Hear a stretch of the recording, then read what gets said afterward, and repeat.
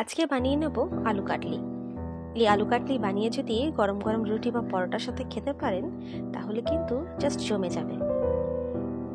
চলুন রেসিপিটা শুরু করা যাক। সেই জন্য আমি পেঁয়াজ কেটে নিচ্ছি, একটু ফাইনলি চপ পেঁয়াজ লাগবে। আপনি চাইলে পেঁয়াজের কোয়ান্টিটিটা নিজেদের আলুর পরিমাপ অনুযায়ী দেবেন। আমি আলু বেশি দিইনি, তাই একটা পেঁয়াজকে আমি এইভাবে কেটে নিচ্ছি। এই একটা গোটা বড় পেঁয়াজ কেটেছি, দেখুন এরকম কেটে নিলাম। এরপর আলুটা কেটে নেব। এরকম মোটা মোটা করে কাটবেন। বেশি যদি পাতলা করেন তাহলে কিন্তু ভেঙে যেতে পারে, আবার যদি বেশি মোটা করেন তাহলে কিন্তু সিদ্ধ হবে না। তাই আমি যেমন থিকনেসটা দেখিয়েছি সেরকমই মেনটেন করবেন। এদিকে কেটে নিচ্ছি টমেটো। টমেটোটা দুটো দিয়েছি, দিয়ে দিলাম দুটো কাঁচা লঙ্কা কুচি করে নিচ্ছি।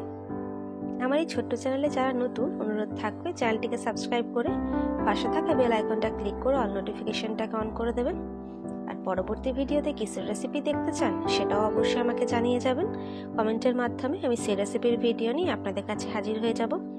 কড়াইয়ের মধ্যে দিয়ে দিচ্ছি সর্ষের তেল, একটু বেশি করে তেলটা দিতে হবে।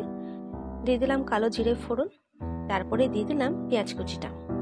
এরপর একটু ভেজে নেব পেঁয়াজটাকে। তারপর দিয়ে দিলাম লঙ্কা কুচি। লঙ্কাটাকেও এই 1 থেকে 2 মিনিট নেড়ে চেড়ে নিয়ে দিয়ে দেবো রসুন বাটা। আমি শুধু রসুন ব্যবহার করেছি। আপনারা যদি আদা খান তাহলে রসুন আদা বাটা একসাথেই 1 চামচের মতো দিয়ে দেবেন। মশলার কাঁচা গন্ধটা চলে গেলে আমি আলুগুলো দিয়ে দিলাম। এবার আলুটাকে কিন্তু হাই ফ্লেমে 2 থেকে 3 মিনিটের মতো ভেজে নিতে হবে।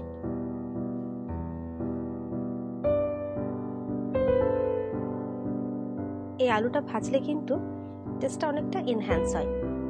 আলুটা ভাজা হয়ে গেছে, তাই দিয়ে দিলাম কেটে রাখা টমেটোটা। টমেটোটাকেও এই আলুর সাথেই ভেজে নেব। তবে আরও ভালো ভাজা হবে বা টমেটোটা গলবে, সেই জন্য গুঁড়ো মশলা দিয়ে দিচ্ছি, যেমন হলুদ গুঁড়ো, কাশ্মীরি লঙ্কা গুঁড়ো, স্বাদ মতো নুন, আর দেব টেস্ট এনহ্যান্সের জন্য সামান্য চিনি। এরপর ভালো করে মিক্স করে নেব। ভালো করে ভেজে নিতে হবে আমাদেরকে এই মশলাগুলোর সাথে। তবে ফ্লেমটা কিন্তু একদম লো আছে। জাস্ট মিক্স করে নিয়ে আমি ঢাকা দিয়ে রেখে দেব। এই লো ফ্লেমে ঢাকা দিয়ে আমাদেরকে আলুটা সিদ্ধ করে নিতে হবে। কোনো রকম এক্সট্রা জল কিন্তু ব্যবহার করব না। মাঝে মাঝে নেড়ে চেড়ে নিয়ে আবারও ঢাকা দিয়ে আমরা আলুটাকে ভালো করে সিদ্ধ করে নেব। সিদ্ধ হয়ে গেলে আবারও এইভাবে আমরা কষাতে থাকবো যতক্ষণ না ভালো মতো তেল ছেড়ে আসছে।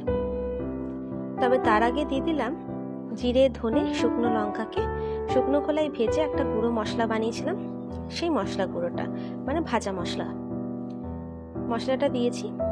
এরপর আবারও কিছুক্ষণ কষিয়ে নেব। বিশ্বাস করবেন না, এই আলু কাটলি দিয়ে রুটি বা পরোটা জাস্ট দুর্দান্ত লাগে খেতে। একবার অবশ্যই অনুরোধ করব বানিয়ে দেখার। লাস্টে দিয়ে দিলাম ধনেপাতা কুচি। এরপর মিক্স করে নিয়ে ঢাকা দিয়ে রেখে দেব। তারপর সময় হলে পরিবেশন করুন খাবারের সাথে। চলুন দেখা হচ্ছে পরের ভিডিওতে নতুন রেসিপির সাথে। সুস্থ থাকবেন, ভালো থাকবেন, সাবধানে থাকবেন, আর কেমন হয়েছে আমাকে জানাতে কিন্তু ভুলবেন না।